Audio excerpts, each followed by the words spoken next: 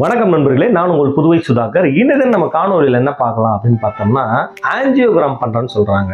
ஹார்ட்டில் ஏதோ ஒரு பிரச்சனை வரும்பொழுது ஆஞ்சியோகிராம் பண்ணி பார்க்கும்போது ரொம்ப தெளிவான டீட்டெயிலாக எல்லா விஷயங்கள் தெரியும்.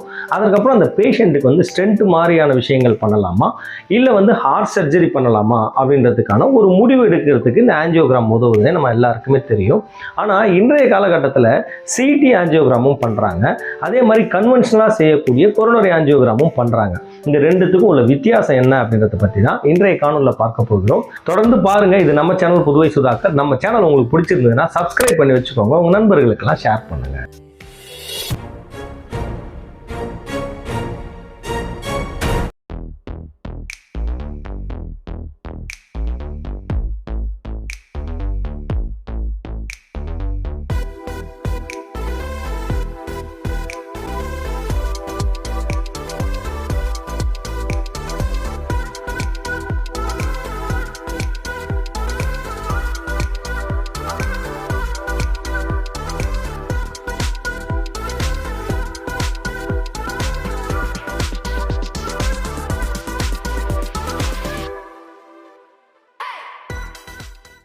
முதல் முக்கியமான விஷயம் என்ன அப்படின்னு பார்த்தீங்கன்னா, ஆஞ்சியோகிராம் அப்படின்னு சொன்னாலே அது வந்து ஒரு இன்வாசிவ் ப்ரொசீஜர் அப்படின்னு சொல்லுவாங்க.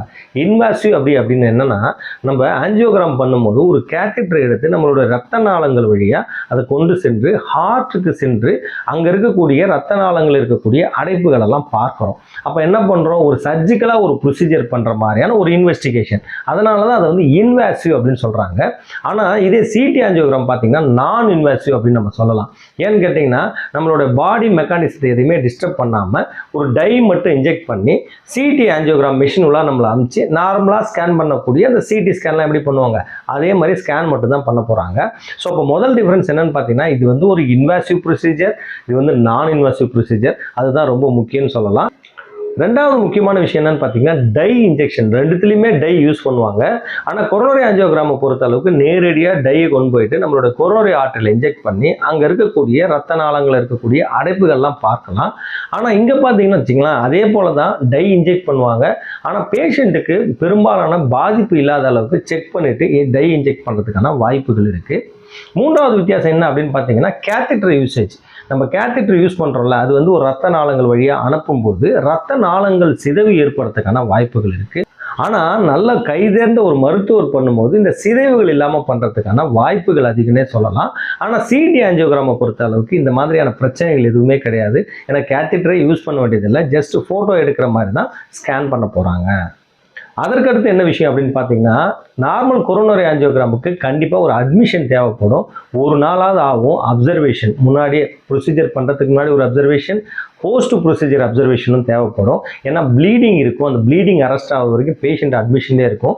பர்டிகுலராக சொல்ல போனால் இந்த ஃபெமோரலில் பண்ணுறாங்களா, தொடையில் பண்ணுறாங்களா, அந்த ஆஞ்சியோகிராமு ப்ளீடிங் வந்து அதிக டைம் இருக்கிறதுக்கான வாய்ப்புகள் இருக்குது. அதை வந்து அரெஸ்ட் பண்ணுற வரைக்கும் பேஷண்ட் கண்டிப்பாக அப்சர்வேஷனில் இருக்கும். பேஷண்ட்டோட வைட்டல்ஸ் எல்லாத்தையும் நம்ம மானிட்டர் பண்ண வேண்டிய அவசியம் இருக்குன்னே சொல்லலாம்.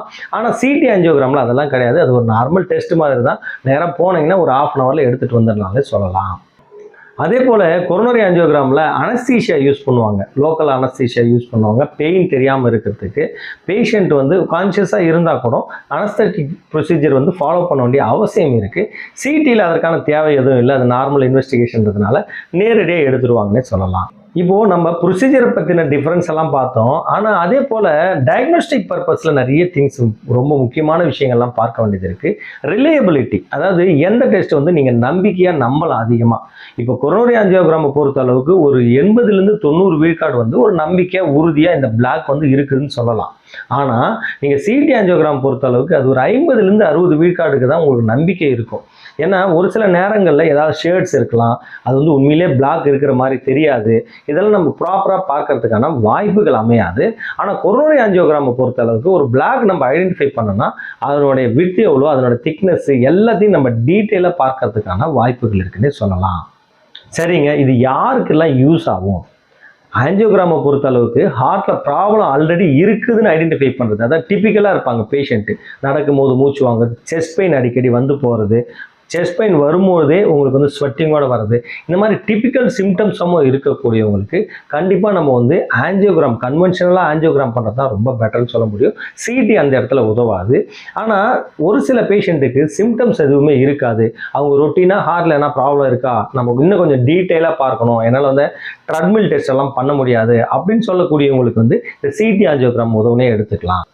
அது மட்டும் இல்லாமல் ஒரு ஏடிபிக்கல் பேஷண்ட்டு பெயின் வந்து இருக்கும், ஆனால் வந்து டிப்பிக்கலாக இருக்க ஸ்வெட்டிங் எதுவுமே இருக்காது, நடக்கும் போதெல்லாம் எந்த பிரச்சனையும் இல்லை, ரெஸ்டிங்கில் பெயின் இருக்குன்னு சொல்லலாம்.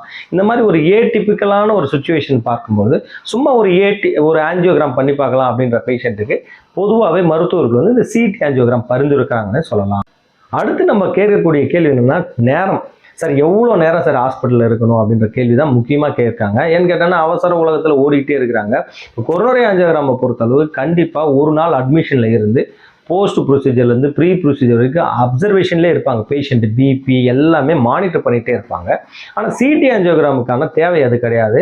நேரடியாக போகலாம். மார்னிங் எழுந்து நீங்கள் போனீங்கன்னா ஒரு டே கேர் ப்ரொசீஜர் மாதிரி நார்மலாக எல்லா இன்வெஸ்டிகேஷனும் பண்ணுற மாதிரி நீங்கள் இது ஒரு சிடி ஆஞ்சியோகிராம் பண்ணிக்கிறதுக்கான வாய்ப்புகள் இருக்குது. ரொம்ப முக்கியமான விஷயம் என்ன அப்படின்னு பார்த்தீங்கன்னா, சிடி ஆஞ்சியோகிராமை வச்சு நம்ம ட்ரீட்மெண்ட் ஸ்டார்ட் பண்ணிடலாமா அப்படின்னு பார்த்தோம்னா, ட்ரீட்மெண்ட்டுன்னு நீங்கள் போனீங்கனாலே ஒரு ஆஞ்சியோபிளாஸ்டி தேவைப்படலாம். சப்போஸ் சிடி ஆஞ்சியோகிராமில் ஏதோ ஒரு பிளாக் காமிக்குது, அந்த பிளாக் வந்து உண்மையிலே இருக்கா இல்லையான்றதை ஐடென்டிஃபை பண்ணுறதுக்கு கண்டிப்பாக மறுபடியும் நம்ம கொரோனரி ஆஞ்சியோகிராம் பண்ண வேண்டியிருக்கும்.